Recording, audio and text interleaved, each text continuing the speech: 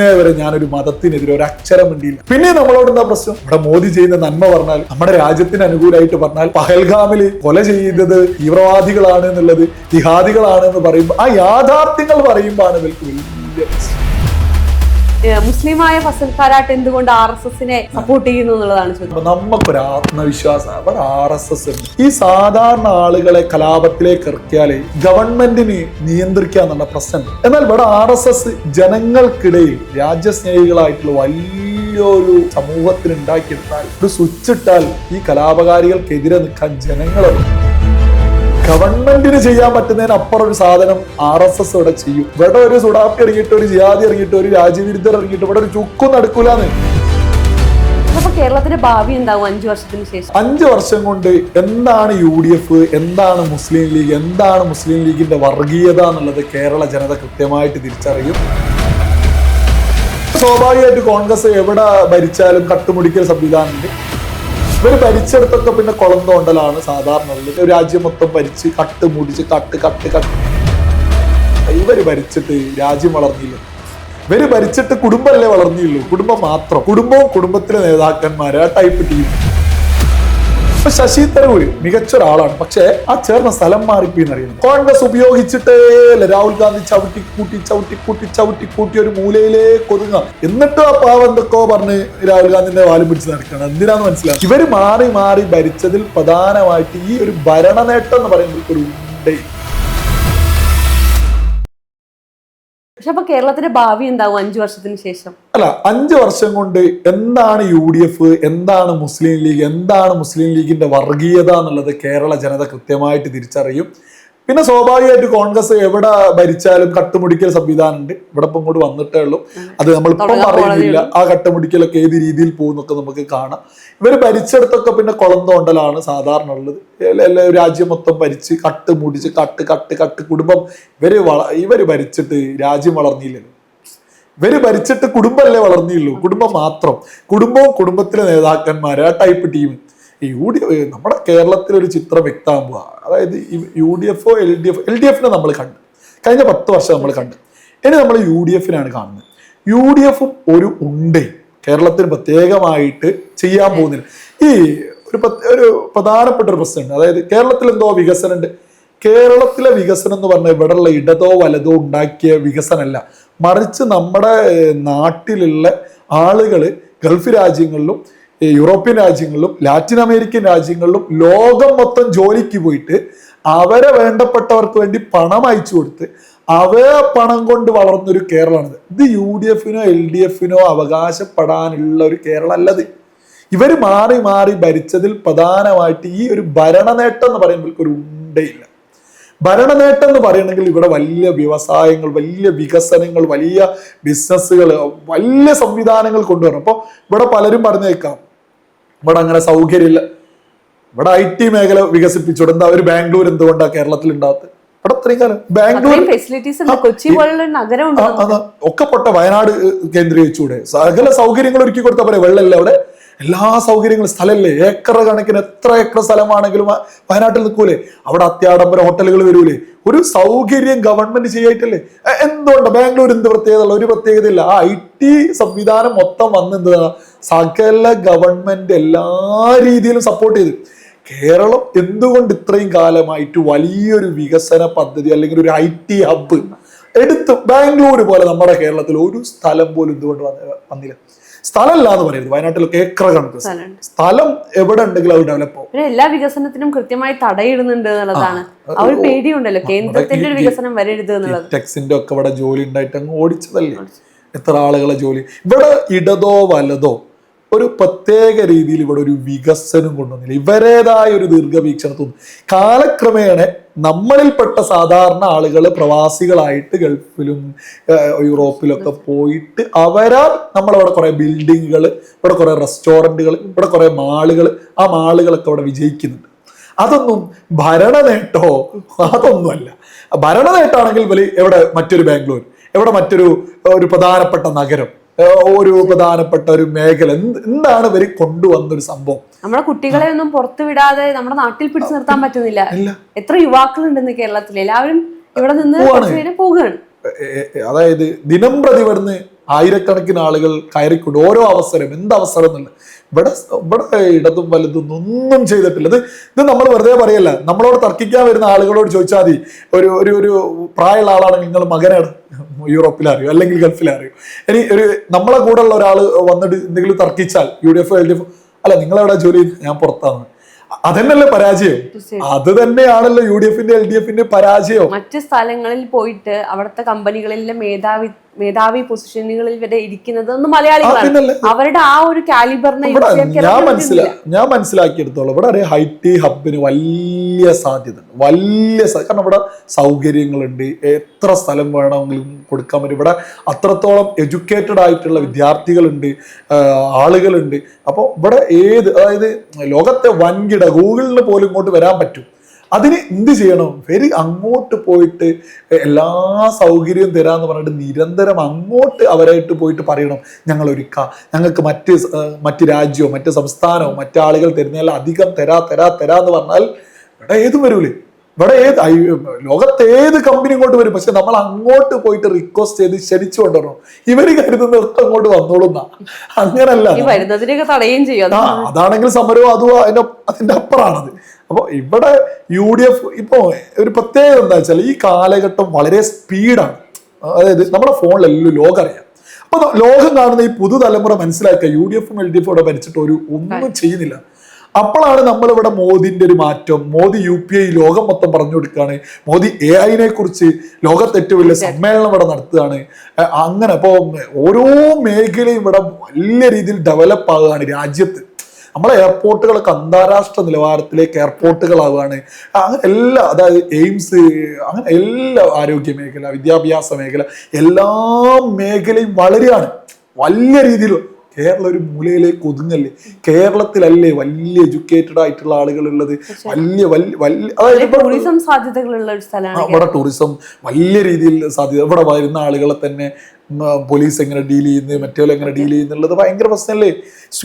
അതായത് വരുന്നവരെ സ്വീകരിക്കാൻ പോലും അറിയാത്തൊരു പ്രശ്നമുണ്ട്.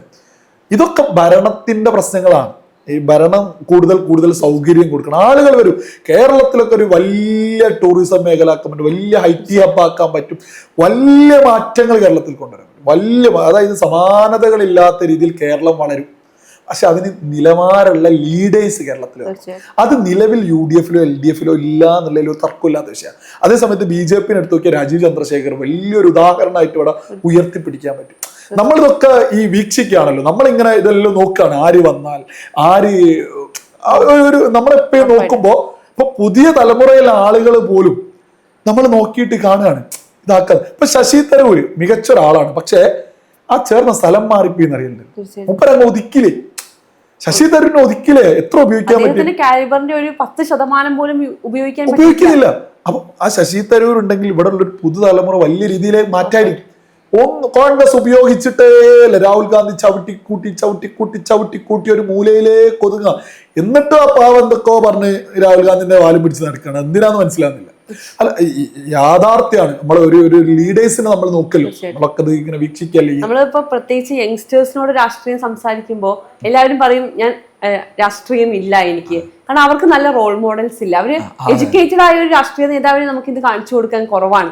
ഇന്ന് വരുന്ന പുതിയ തലമുറയാണെങ്കിൽ അവരുടെ ഒരു എന്തുകൊണ്ട് നിങ്ങൾ രാഷ്ട്രീയത്തിന്, ഞാൻ പണ്ട് SFI കാലത്ത് അല്ലെങ്കിൽ KSUവിന്റെ കാലഘട്ടത്തിൽ സമരം ചെയ്ത കഥകൾ പറയല്ലാതെ രാജീവ് ചന്ദ്രശേഖരനോട് ചോദിച്ചാൽ അദ്ദേഹം മുന്നോട്ട് വെച്ച ബിസിനസ് പറയാനുണ്ട്, പഠിച്ച ക്വാളിഫിക്കേഷൻ പറയാനുണ്ട്, മാറ്റങ്ങൾ പറയാനുണ്ട്.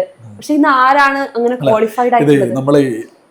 പുതുതലമുറ അല്ലെങ്കിൽ യുവാക്കള് രാഷ്ട്രീയത്തിൽ താല്പര്യമില്ല എന്ന് പറയുന്നതിൽ അവരങ്ങ് എതിർക്കാനോ കുറ്റം പറയാനോ പറ്റൂല. കാരണം ഇവിടെ യുവാക്കളായിട്ടുള്ള MLA എന്താ ചെയ്യാറുള്ളത്? എല്ലാ കല്യാണ വീടുകളിൽ പോയി കൈ കൊടുക്കുക, എല്ലാ സ്ഥലത്തേക്കും പോയിട്ട് കെട്ടിപ്പിടിക്കുക, എല്ലാ സ്ഥലത്തും സുഖിപ്പിച്ച് സംസാരിക്കുക. ഇതാണോ പൊളിറ്റിക്സ്? ഇവരൊക്കെ എന്ത് ചെയ്ത് 10, 5 എത്രയോ വർഷങ്ങൾ ഇവിടെ MLA ആയിട്ട് എന്താണ് ഇവർക്ക് ഒരു പുതിയത് പറയാനുള്ളത്? ഇവരെന്ത് കൊണ്ടുവന്നു? ഒന്നുമില്ല. ഇപ്പോ എത്ര ആളുകൾ ഇവിടെ എന്താക്കി എന്നുള്ളൊരു ചോദ്യം ഒന്നും ആക്കിയില്ല. അതായത് പുതിയതായിട്ട് ഒരു ലോകം വെട്ടിപ്പിടിക്കും. ഇപ്പോ നമ്മളെ ഇവിടുന്ന് പോലും ലോകകപ്പിലൊക്കെ കളിക്കാൻ പോകുന്ന ആളുകൾ വന്നു കഴിഞ്ഞു, ഒരു മലയാളിക്ക്. അങ്ങനെ ഇവിടെ എത്ര MLA എന്തുണ്ടാക്കി എന്നുള്ള ഒരു ചോദ്യമില്ലേ? ഇവിടെ MLA എന്താ പറയുന്നത്? ഞങ്ങൾ ഇത്ര കല്യാണ വീട്ടിൽ പോയി അത്രയും വോട്ട് കിട്ടും എന്ന് പറഞ്ഞിട്ട് ആ ഒരു ഊള പൊളിറ്റിക്സിനേക്കാൾ പുതുതലമുറ പുച്ഛിച്ച് തള്ളൂലേ? വികസനം എന്ന് പറയുന്ന വാക്ക് കേരള രാഷ്ട്രീയം ചർച്ച ചെയ്യാൻ തുടങ്ങിയിട്ട് ഇപ്പൊ അധിക കാലം. അതെ, രാജീവ് ചന്ദ്രശേഖരന്റെ വരവും അതിന് ആ ഒരു വലിയ രീതിയിൽ ചർച്ച ചെയ്യാം. ഇത്രയും കാലം ഉണ്ടായിട്ട് വികസിത കേരളം നമ്മൾ ആരും കേട്ടിട്ടില്ല. അല്ലെങ്കിൽ ഇത്തവണ നമ്മള് എല്ലാ ഭാഗത്തും പിണറായി വിജയന്റെ ഫ്ലക്സ് ബോർഡുകൾ കണ്ടു, അതിലൊക്കെ വികസനം എഴുതേണ്ടി വന്നു എന്ന് പറയുന്നില്ലേ. പക്ഷെ അത് നടന്നിട്ടില്ലെങ്കിലും അദ്ദേഹത്തിന് അത് വരുത്തി തീർക്കേണ്ടി വന്നു, അങ്ങനെ നടന്നിട്ടുണ്ട് എന്നുള്ളത്. കാരണം ആളുകൾ വികസനം എന്നുള്ള വാക്ക് തിരിച്ചു ചോദിക്കാൻ തുടങ്ങി, എവിടെയാണ്. ഞാൻ ഈ കഴിഞ്ഞ ദിവസം ബാംഗ്ലൂരായിരുന്നു. ഈ ബാംഗ്ലൂരിലെ യാത്ര ചെയ്യുമ്പോൾ നമുക്ക് അത്ഭുതം തോന്നുകയാണ്. വലിയ റോഡുകൾ, നഗരം അങ്ങ് തീരുന്ന പോലില്ല. വലിയ നഗരം, അതായത് വലിയ റോഡുകൾ, വലിയ അങ്ങനെ ഒരു നഗരം നമുക്കുണ്ടോ? കേരളത്തിന് എവിടെയുള്ള അങ്ങനെ ഒരു കിലോമീറ്ററുകൾ പരന്ന് കിടക്കുന്ന നഗരം ഉള്ളത്? അത് ഉണ്ടാവാത്തത് കൊണ്ട് ഇവിടെ ഒന്നും അനുവദിക്കാഞ്ഞിട്ടാ. നമ്മള് ഞാൻ സിമ്പിളായി പറയാം, എയർപോർട്ടിൽ ഇറങ്ങിയിട്ട്, ബാംഗ്ലൂർ എയർപോർട്ടിൽ ഇറങ്ങിയിട്ട് നമ്മൾ പോകുന്ന സെൻട്രലിലേക്കാണ്, ബാംഗ്ലൂർ സെൻട്രലിലേക്ക് 1 മണിക്കൂർ യാത്ര. നമ്മൾ ബസ്സിലാണ് യാത്ര ചെയ്യുന്നത്. അതായത് നമ്മൾ ക്യാബ് ബുക്ക് ചെയ്യണോ നമ്മൾ ചിന്തിക്കുമ്പോൾ അവിടെ തന്നെ പറയുകയാണ്, നമ്മൾ ആളെ വിളിക്കല്ലോ, നമ്മൾ ഇവിടെ നിന്ന് എന്താണ് എളുപ്പം, ഒന്നും ചെയ്യേണ്ട, ബസ് കയറിയാൽ മതി അറിയാം. അപ്പൊ നമ്മളത് കയറുക. അപ്പോൾ നമ്മൾ അത്ര വിശ്വാസമുള്ള ആളുകൾ പറയുമ്പോൾ നമ്മൾ കയറുമ്പോൾ ഒരു ഇന്നോവയിൽ യാത്ര ചെയ്യുന്ന അതേ സുഖമാണ് ഈ ബസ്സിൽ യാത്ര ചെയ്യുന്നത്. നമ്മുടെ നാട്ടിലേക്ക് എയർപോർട്ടിൽ ഇവിടെ എത്തുമ്പോഴേക്കും ഉള്ള ആരോഗ്യം പോലും പോയിട്ടുണ്ടാവും. അല്ല, ഇവിടെ കാലിക്കറ്റ് എയർപോർട്ടിൽ ഇറങ്ങിയിട്ട് എന്ത് ബസ് കിട്ടും എന്ന് പറയുന്നത് കിട്ടുമോ? നമ്മൾ അങ്ങനെ ഒരു നല്ലൊരു സൗകര്യമില്ല. ഇതൊക്കെ ഇവിടുത്തെ ഭരണത്തിന്റെ പ്രശ്നം എന്ന് പറഞ്ഞാൽ അത് ഉൾക്കൊള്ളുന്നില്ല കുറെ ആള്. പക്ഷെ പുതുതലമുറ ഉൾക്കൊള്ളുന്നുണ്ട്. അതുകൊണ്ടാണ് നമ്മൾ പറയുന്നത് ഇവിടെ ഒരു മാറ്റം ഉണ്ടാവും. 100%. വികസനം എന്ന് പറഞ്ഞാൽ നമ്മൾ നടക്കുന്നതൊക്കെ കാണുന്നതൊക്കെ വികസനമാണോ? അങ്ങനത്തെ സംസ്ഥാനങ്ങളിലുള്ള ഒരു രാജ്യമാണ് നമുക്ക് തീർച്ചയായിട്ടും അവകാശപ്പെടാൻ പറ്റും. ഇപ്പൊ ഇവിടെ ബംഗാൾ ഫുൾ സർക്കാർ ബസ്സുകളിൽ ഫ്രീ കൊടുക്കുമ്പോൾ ഇവിടെ ഓർഡിനറി ബസ്, അത് പകുതി ഓർഡിനറി ബസ് പേര് വരെ മാറ്റി ഇപ്പൊ അവര്. അതുകൊണ്ട് നമ്മൾ നോക്കണ്ടേ അതിലെങ്ങനെ കുറയ്ക്കാം, അല്ലെങ്കിൽ പറഞ്ഞു പോയത് കൊണ്ട് അറിയുന്നത് കൊണ്ട്. അതായത് നമ്മൾ ഒരേപോലെ റിസൾട്ട് വന്നതാണ് ബംഗാളിലും ഇവിടെ കേരളത്തിലും. ബംഗാളിൽ പൂർണ്ണമായിട്ടും ഫ്രീ ആക്കി. അത് ഇവിടെ മാധ്യമങ്ങൾ ചർച്ച ചെയ്തു. ഇവിടെ ഉള്ള കേരളത്തിലെ ഈ പറയുന്ന പ്രധാനപ്പെട്ട ഈ മാതൃഭൂമി അങ്ങനത്തെ കുറെ ചാനലുകൾ ഉണ്ടല്ലോ, റിപ്പോർട്ടർ, ഇവരിത് മിണ്ടുന്നില്ല. ഇവര് പകരോ ഇവിടെ ഓർഡിനറി ബസ്സിൽ ഫ്രീ ഇവരെന്തായിരുന്നു KSRTC സൗജന്യം, യാത്ര പോകാം, ടൂർ പോകാന്നൊക്കെയാ പറഞ്ഞത്. ഏത് സൂപ്പർ ഫാസ്റ്റുകാരാണ് ഇങ്ങോട്ട് എന്ത് നിർത്താൻ ഒരു സംഭവമല്ലേ? അതായത് ബംഗാളിൽ പൂർണ്ണമായിട്ട് കൊടുത്ത് ഇവിടെ പകുതി പോലും കൊടുക്കുന്നില്ല. അപ്പൊ ഇത് രണ്ടും ചർച്ച ചെയ്യുമ്പോഴാണ് ഇവിടുത്തെ സ്ത്രീകൾ നെറ്റി ചുളിക്കുക, ഞങ്ങളെ പറ്റിച്ചത്. ഇവിടെ മാധ്യമങ്ങൾ ഒരു ഗിമ്മിക്ക് ഇടാണ്, ഫുള്ള് ഫ്രീ. അപ്പൊ സ്ത്രീകൾ എന്താക്കാണ്, അവിടെ അങ്ങ് ഫ്രീ കിട്ടിയല്ലോ. അതൊക്കെയാണ് നമ്മൾ പൊളിക്കുന്നത്. നമ്മൾ സ്ഥിരം നമ്മുടെ ചാനലിലൂടെ ഇതല്ല ബംഗാളിലെ ഫ്രീ കൊടുത്തു, ഇവിടെ കൊടുത്തില്ല. ഇതൊരു ജനങ്ങളിൽ ചിന്ത. ഇതുകൊണ്ടൊക്കെയാണ് നമ്മളോട് ഭയങ്കരമായിട്ടുള്ള ഉപദ്രവവും ദേഷ്യവും പ്രശ്നമൊക്കെ. അല്ല, നമ്മൾ പൊളിറ്റിക്സ് അല്ല പറയുന്നത്. നമ്മൾ ഇന്നേ വരെ ഞാനൊരു മതത്തിനെതിരെ ഒരു അക്ഷരം വേണ്ടിയില്ല. ഇന്നേ വരെ ഒരു മതത്തിനെതിരെ, മതത്തിന്റെ പ്രധാനപ്പെട്ട ഗ്രന്ഥങ്ങളോ പ്രവാചകനെതിരെയോ ഒന്നും ഇന്നേ ഒരു മതത്തിന്റെ ഒരു മതം എന്നല്ല, ഒരു മതത്തിനെതിരെ പറഞ്ഞില്ല. പിന്നെ നമ്മളോട് എന്താ പ്രശ്നം? ഇവിടെ മോദി ചെയ്യുന്ന നന്മ പറഞ്ഞാൽ, നമ്മുടെ രാജ്യത്തിന് അനുകൂലമായിട്ട് പറഞ്ഞാൽ, പഹൽഗാമില് കൊല ചെയ്തത് ഈ തീവ്രവാദികളാണ് എന്നുള്ളത്, ജിഹാദികളാണ് എന്ന് പറയുമ്പോൾ, ആ യാഥാർത്ഥ്യങ്ങൾ പറയുമ്പോഴാണ് ഇവർക്ക് വലിയ പ്രശ്നം. നമ്മളൊരു ഞാനൊക്കെ ഒരു വിശ്വാസിയായിട്ട് തന്നെ പോകുന്ന ഒരാളാണ്. ഞാൻ മതമായിട്ട് പ്രാക്ടിക്കൽ മുസ്ലിം എന്നറിയില്ല, ആ രീതിയിൽ പോകുന്ന ഒരാളാണ്.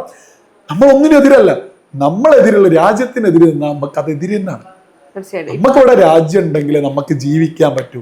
ലോകത്തെവിടെ നമ്മൾ പോയാലും നമ്മുടെ മണ്ണിലേക്ക് എത്തുക എന്നുള്ള ഒരു കൺസെപ്റ്റ് അല്ലേ നമുക്ക്. അതൊന്നും ഭദ്രമായിരിക്കണം.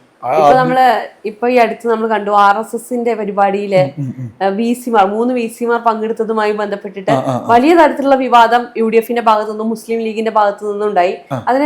അതുമായി ബന്ധപ്പെട്ട് ചേട്ടൻ കുറച്ച് വീഡിയോകൾ ചെയ്തിട്ടുണ്ടായിരുന്നു. അതിന്റെ അടിയിൽ ഞാൻ വായിച്ച കമന്റുകളില് മുസ്ലിമായ ഫസൽ കാരാട്ട് എന്തുകൊണ്ട് RSSനെ സപ്പോർട്ട് ചെയ്യുന്നു എന്നുള്ളതാണ് ചോദ്യം.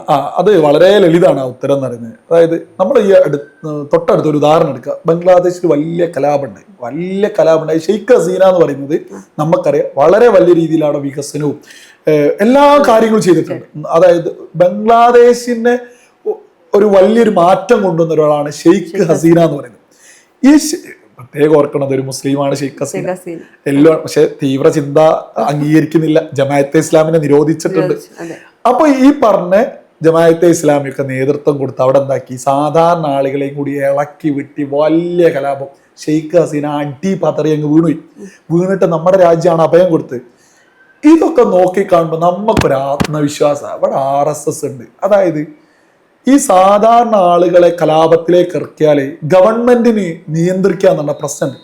എന്നാൽ ഇവിടെ RSS ജനങ്ങൾക്കിടയിൽ രാജ്യസ്നേഹികളായിട്ടുള്ള വലിയൊരു സമൂഹത്തിന് ഉണ്ടാക്കിയെടുത്താൽ, ഒരു സ്വിച്ച് ഇട്ടാൽ ഈ കലാപകാരികൾക്കെതിരെ നിൽക്കാൻ ജനങ്ങൾ ഇറങ്ങും. ഗവൺമെന്റിന് ചെയ്യാൻ പറ്റുന്നതിനപ്പുറം ഒരു സാധനം RSS ഇവിടെ ചെയ്യും. അത് ചില്ലറ കാര്യമല്ല. അത് നമ്മൾ ബംഗ്ലാദേശിനെയും നമ്മൾ ഈ അടുത്ത് കലാപമുണ്ടായ രാജ്യങ്ങള് എന്തുകൊണ്ട് അത് പിടിച്ചു നിർത്താൻ പറ്റിയില്ല എന്ന് ചോദിച്ചാൽ അവിടെ പോലീസ് ഇറങ്ങി വെടിവെപ്പിന് നിൽക്കണം. അപ്പൊ അത് ഭയങ്കര പ്രശ്നമാവുകയുള്ളൂ. അതേസമയത്ത് ഇവിടെ ജനങ്ങളുണ്ട്. അത് ലോകത്തൊരു സ്ഥലത്തിനും അവകാശപ്പെടാനില്ലാത്തൊരു സംവിധാനം രാജ്യത്തുണ്ട്. ഇവിടെ ഞാൻ വീഡിയോ ചെയ്യുമ്പോൾ അഭിമാനത്തെ പറയുന്നുണ്ട്, ഇവിടെ ഒരു ചുക്കും നടക്കൂലടോ എന്ന് പറയും. ഇവിടെ ഒരു സുഡാപ്പി ഇറങ്ങിയിട്ട്, ഒരു ജിഹാദി ഇറങ്ങിയിട്ട്, ഒരു രാജ്യവിരുദ്ധർ ഇറങ്ങിയിട്ട് ഇവിടെ ഒരു ചുക്കും നടക്കൂലെന്ന്. അത് നമ്മുടെ രാജ്യത്തിന്റെ സൈന്യത്തിന്റെ ശക്തി കണ്ടിട്ടല്ല, ശക്തി ഇല്ല എന്നല്ല, ലോകത്തിലെ പവർഫുൾ സൈന്യമാണ്. പക്ഷെ സൈന്യം ഇറങ്ങി വെടിവെക്കലല്ല, മറിച്ച് ഈ ജനങ്ങൾ ഈ രീതിയിൽ ഇറക്കിയാൽ അതിനേക്കാൾ വലിയൊരു സമൂഹം അതിനെ ബ്ലോക്ക് ചെയ്യാൻ അവിടെ ഉണ്ട്. അങ്ങനെയുള്ളൊരു സംഘടന ദേശീയത ഉയർത്തിപ്പിടിക്കുന്നുണ്ടെങ്കിൽ നമ്മൾ അതിനെ അനുകൂലിക്കല്ലാണ്ട് എന്ത് ചെയ്യണം? നമുക്ക് ഒരു അഭിമാനത്തിലും നമുക്ക് എല്ലാ സമയത്തും നമ്മൾ ആ ധൈര്യം, എന്ത് രാത്രി ഇപ്പൊ ഒരു കോക്രോച്ച് ജനതാ പാർട്ടിക്ക് ഉണ്ടല്ലോ, അതിന്റെയൊക്കെ ന്യൂസ് വരുമ്പോൾ നമുക്കൊരു അഭിമാനം, ഇതൊന്നും ഒരു പുല്ലും ചെയ്യൂല എന്നല്ലേ.